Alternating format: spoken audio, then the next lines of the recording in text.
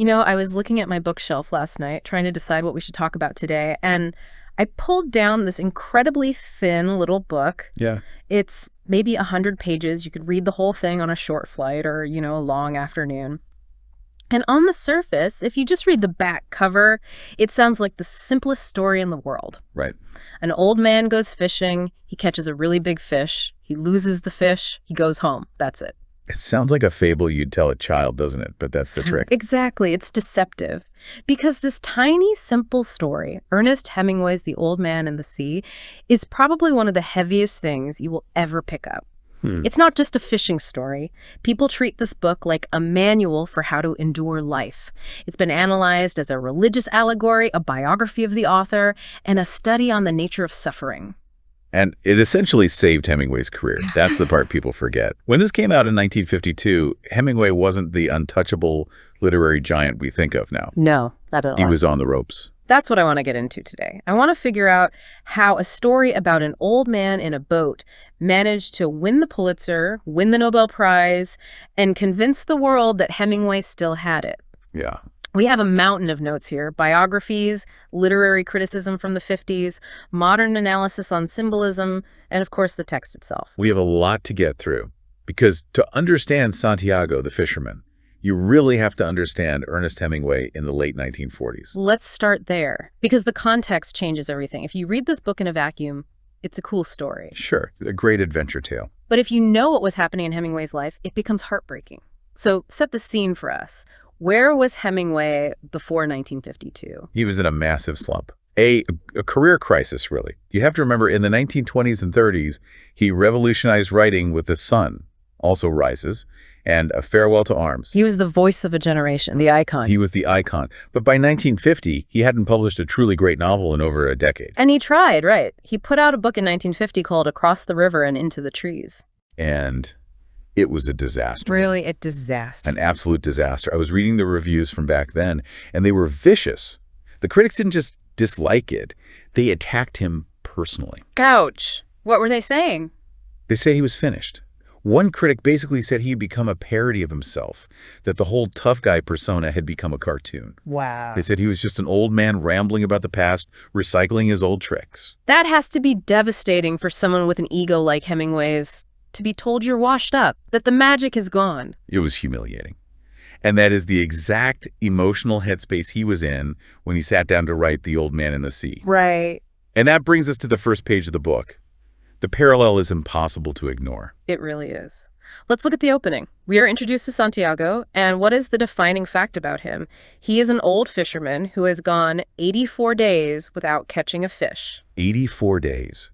That is nearly 3 months of going out to sea every single morning, working all day in the heat, and coming back with nothing. Can you imagine the shame of that in a small fishing village? Oh, it would be crushing. And in the book, they use a specific word for this level of bad luck. They say he is salao. Salao. Yeah, it's a Cuban Spanish term. And it's worse than just unlucky. It's like being cursed. It's like having a contagious disease of failure. Right. It's like a stain on you. Exactly. And in a fishing village, where your worth is determined by what you bring back to the dock, being salao is a kind of social death. So Santiago has gone 84 days without a fish.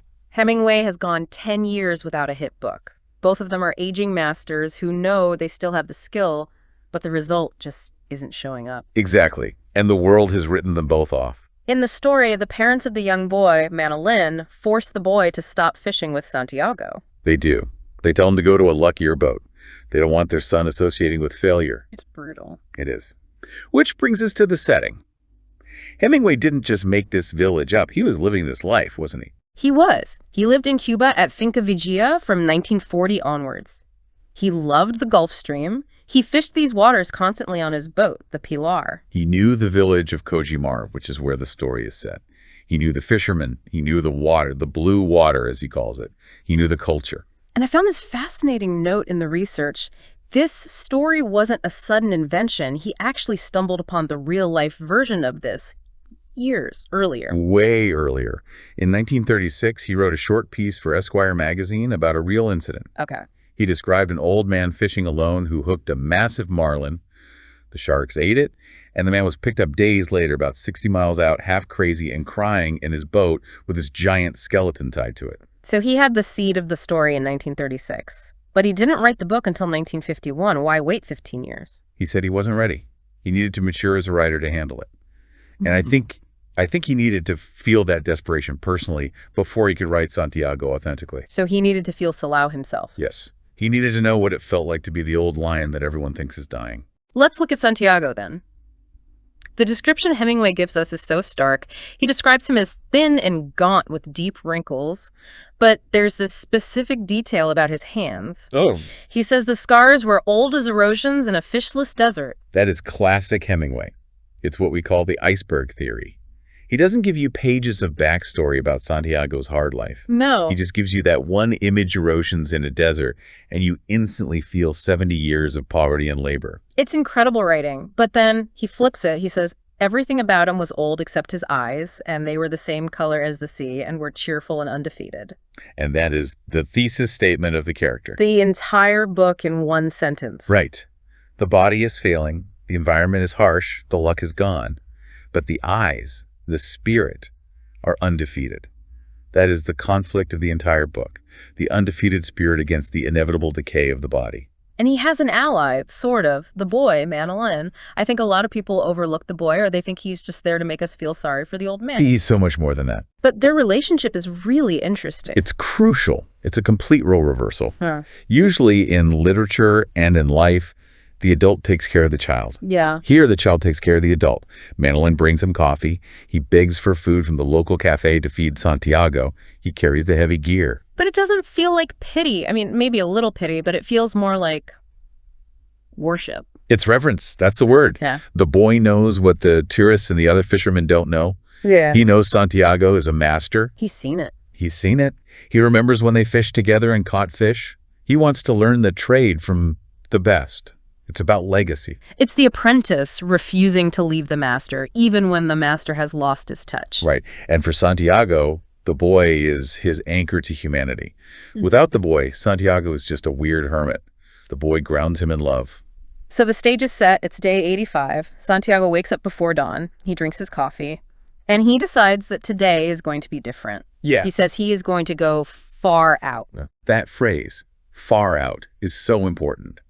Most of the fishermen stay near the coast, where the water is shallower and safer. Where it's predictable. That's where the regular fish are. But Santiago decides to go beyond the boundaries. He heads into the deep blue water of the Gulf Stream. This feels like another metaphor for the artist, doesn't it? If you want to write a bestseller, you stay near the shore. You write what's popular. You follow the formula. But if you want to write a masterpiece... You have to go where it's dangerous. You have to go where you might drown. The trope of too far out is a big deal in literature. The idea that great rewards only come with existential risk. Exactly. But Santiago isn't just gambling. He's not just sailing out there and hoping for the best. Hemingway spends a lot of time describing the technical details of how he fishes. And I'll be honest, reading it, I didn't understand half the terminology at first. That's intentional. Hemingway treats fishing like a science. He describes the lines going down to different depths. Yeah, he says he puts baits at 40 fathoms, 75 fathoms, and 100 fathoms. Just for context, a fathom is 6 feet. So he's dropping a line 600 or 700 feet down into the pitch black ocean. Can you imagine? And the key detail is that he keeps them straighter than anyone else. What does that mean exactly? Well, he knows the current shifts at different depths. If you're lazy, your line bows, and you don't know exactly where your bait is. Ah, okay. Santiago visualizes the line cutting straight down like a plumb bob. It's about precision. There is this quote I wrote down. It is better to be lucky, but I would rather be exact. Then when luck comes, you are ready. That's the code of the professional. That's Yeah. Hemingway's whole philosophy. Right. You cannot control the ocean. You cannot control if a fish bites, but you can control your preparation. You control what you can control. Exactly. If you are sloppy and the luck comes, you'll miss it. Santiago demands perfection from himself, even when no one is watching. And the luck finally comes. At noon on the 85th day, something takes the bait at 100 fathoms. And right away, Santiago knows this isn't a normal fish. No.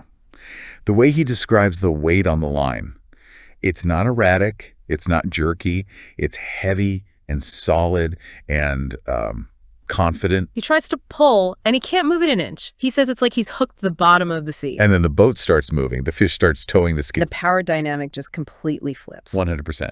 The hunter becomes the hunted, or at least the pulled. And this begins the battle. And we need to stress, this isn't a 20-minute fight scene. This lasts for 3 days and 2 nights. It is an endurance contest. Hemingway breaks it down hour by hour, the sun beating down, the thirst, the cold at night. But the thing that really got to me was the line. He has to hold the line across his back, right? Yes, he can't tie it to the boat. If the fish makes a sudden run and the line is tied, it will snap. So his body is the drag. His body is the drag. The line has to be a living extension of his own muscles. He has to give and take with his own body. So for 3 days, he is the shock absorber for, a 1,500-pound fish. The line cuts his back, and then his hand betrays him. Let's talk about the cramp. The cramp is pivotal. Yeah. His left hand curls up into a claw. It locks rigid. He literally cannot open his fingers. And he gets so angry at it, he starts talking to his hand like it's a separate person. Yes. He looks at it and says, "What kind of a hand is that? Cramp then if you want. Make yourself into a claw. It will do you no good." It's a moment of dissociation. You have the I, Santiago's will, his mind, his spirit, which is ready to fight forever. Undefeated. And then you have the it, the body, the meat, the biology, which is failing. It's the frustration of the aging man. The mind says go and the body says no. It's heartbreaking because he's all alone out there. He has no one to massage the hand, no one to hold the line while he rests. He's completely isolated. And that's when he starts saying the mantra, "I wish the boy was here." He says it over and over. I wish the boy was here. On a practical level, yes, he needs help. Sure, an extra set of hands. But on a deeper level, it's about witnessing. If he fights the greatest battle of his life and no one sees it, did it happen? He wants the boy to see the size of this fish. He wants to share the experience. But since the boy isn't there, he starts talking to the fish. And this is where the book gets really philosophical. Well, it does. He doesn't hate the fish. No, quite the opposite. This is the brotherhood theme. Santiago views the fish as a noble adversary, a brother. He says, "Fish, I love you and respect you very much, but I will kill you dead before this day ends." It's such a strange and powerful sentiment. It's a very ancient way of looking at nature. It's not man versus nature in the sense of conquering an enemy. It's man in nature. They're both fulfilling their roles. The fish is born to be a fish. The man is born to be a fisherman. There's no malice. And he actually feels bad for the fish. He wonders if the fish is lonely. He admires how calm the fish is. He compares himself to the fish and thinks the fish is actually more noble and more able. He sees the fish as his equal, or maybe even his superior. And it's in this struggle that he has that famous line, "Man is not made for defeat. A man can be destroyed, but not defeated." That is the core philosophy of the book, and it's worth unpacking. Yeah. What's the difference? Destruction is physical. Death, injury, poverty, those are forms of destruction. But defeat is psychological. Defeat is when you give up. So it's internal. It's internal. Santiago is saying that you can kill me, you can break my body, but you cannot make me quit. So the battle drags on. Day 3 arrives. The fish finally gets tired. It starts circling the boat. And Santiago is running on fumes. He's hallucinating. He's seeing black spots. He's spitting blood. This is the climax. He has to pull the fish in close enough to harpoon it. The physical exertion here is described almost like a heart attack. He is pushing his body past the breaking point. And he does it. He pulls the fish close. After this epic struggle. And he drives the harpoon into the fish's heart. And when the fish dies, it breaks the surface, and we finally see the size of it. It's 18 feet long. I tried to visualize that. The skiff is maybe 16 feet? Yeah, a small fishing skiff. So the fish is literally bigger than the boat. He can't put it inside. He has to lash it alongside the boat. So now he's sailing a small wooden boat, towing a corpse that weighs as much as a horse. And this visual, the suffering old man, the wooden boat, the wounds in his hands, brings us to the elephant in the room, or the saint in the room. Chuckles. Yeah. We have to talk about the Christian allegory. Oh, it's unavoidable. Yeah. The critics in the 1950s went wild with this. Yeah. They saw Jesus everywhere in this book. And I can see why. It's not subtle. Let's run through the list. Go for it. You have the numerology. He fished with the boy for 40 days before his bad luck started. 40 days of Jesus in the desert. The flood. The battle with the fish lasts 3 days. Friday to Sunday. Crucifixion to resurrection. He lands the fish on his 7th attempt to pull it in. The biblical number of completion. But it gets much more graphic than just numbers. Look at the wounds. Santiago cuts his hands on the line. The stigmata. The wounds of Christ. Exactly. And there is a specific moment when the sharks first appear. Santiago makes a sound, Hemingway writes. I know the one you're talking about. He said, I, aloud.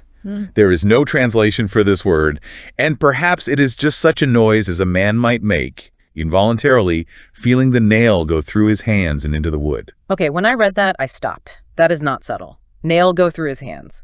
Hemingway is practically hitting us over the head with a crucifix. It's extremely direct. He's making the connection for you. And it doesn't stop there. Later, when Santiago gets home and carries the heavy mast of his boat up the hill to his shack, He falls under the weight. he falls 5 times. The Stations of the Cross.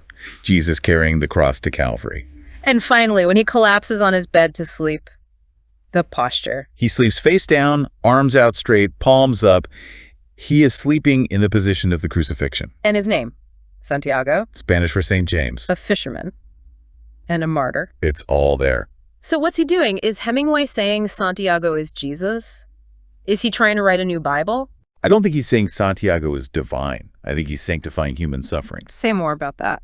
He's saying that the working man, the man who does his job with skill and endures pain without complaining, achieves a kind of holiness. Okay. You don't need a church to be holy. You need a boat and a job and the will to endure. It's a kind of secular sainthood. It elevates the story. It turns it from a fishing trip into a passion play. But there is another religion in the book that we have to talk about. Yes. Baseball. The great DiMaggio. Santiago is obsessed with the New York Yankees and Joe DiMaggio. He checks the scores in the old newspapers. He asks himself, what would DiMaggio do? It seems weird at first. You're out in the middle of the ocean, fighting for your life. Think about a guy playing in the Bronx. Right. It feels out of place. But it serves a huge purpose. First, it anchors us in time. It reminds us this is the modern world, the 1950s. But why DiMaggio? Why not Babe Ruth? Why not Ted Williams? Because of the bone spur.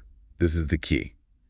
DiMaggio was famous for playing through the pain of a bone spur in his heel. Ah, I see. So it connects back to the pain. It connects directly to Santiago's own suffering. Santiago asks himself, do you believe the great DiMaggio would stay with a fish as long as I will stay with this one?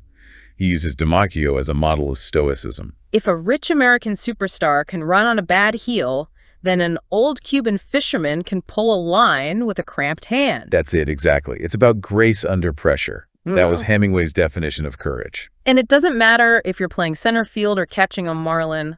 The code is the same. Code is the same. You do your job, you ignore the pain, and you don't make excuses. So Santiago has won the battle. He has the fish lashed to the boat. He puts up his small sail. He's heading home. He is triumphant. He starts doing the math in his head.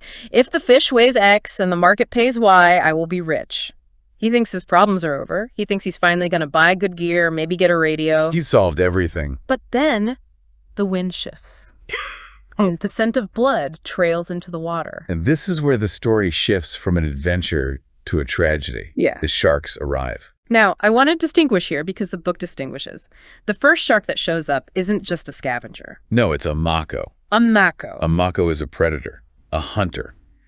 Hemingway describes it as beautiful, blue, built for speed. He calls it dentuso, which means toothy. And he respects this shark. He does. It's a warrior, just like the marlin was. Yep. Another noble adversary. Santiago fights it. He has his harpoon. He drives it right into the shark's brain. He kills it stone dead. But, and this is the turning point, the shark sinks and it takes the harpoon with it. He has won the skirmish, but he has lost his primary weapon. And the shark took 40 pounds of meat. Santiago looks at the fish and sees the bite mark, and he says it's like being hit himself. The personal violation. He tries to be optimistic. He says a man can be destroyed but not defeated. But then come the galanos. The shovel-nosed sharks, these are different. Very different. The mako is a soldier. These are rats. Hemingway describes them as hateful, brown, smelly scavengers. And they don't come alone. They come in a pack. And this scene, it's just brutal. Santiago has no harpoon, so he ties his knife to the end of an oar. He's stabbing at them. They're tearing the fish apart. The knife blade snaps. So he uses a club.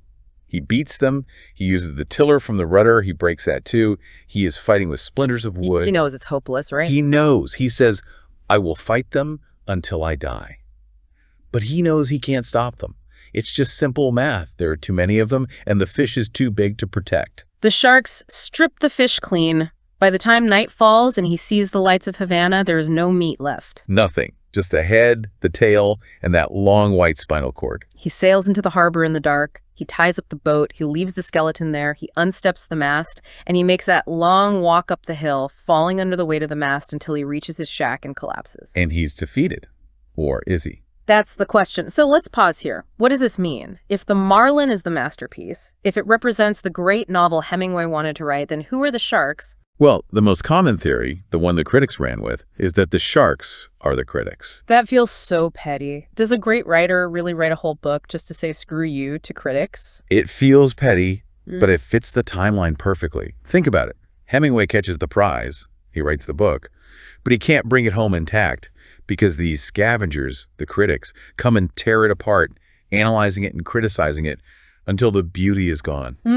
I guess I can see that. They're not noble hunters like the Mako. They're just picking at the carcass. I prefer the broader interpretation, that the sharks are just inevitable. I agree. I think the sharks represent time or death or entropy. You can achieve something great in this world. You can build a fortune or a family or a body of work. You cannot keep it. You can't keep it. Eventually, time strips it away. Destruction is inevitable. That's the message. That is incredibly depressing. You can't take it with you. It sounds depressing. But look at the ending. Is Santiago depressed? Let's look at the ending. The next morning, the other fishermen see the boat, and they see the skeleton. And this is the vindication. They measure it. 18 feet from nose to tail. And they're silent. They are silent. They are awed. Mandolin goes to the shack and finds Santiago sleeping. The boy cries when he sees Santiago's hands. They're all torn up. He cries. And when Santiago wakes up, the boy makes a vow. He says, "The hell with luck. I'll bring the luck." I love that line. It's fantastic. He tells Santiago he is going to fish with him again, no matter what his parents say. So Santiago lost the meat. He lost the money.